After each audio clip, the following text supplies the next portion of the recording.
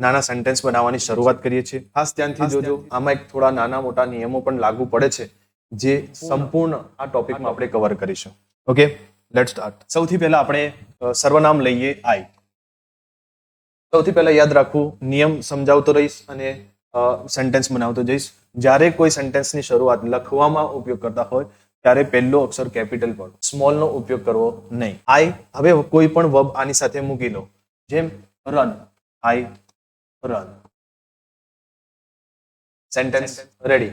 I run એટલે અહીંયા બોલી શકો, હું દોડું છું. બીજું વાક્ય બતાવી, આઈ સિંગ.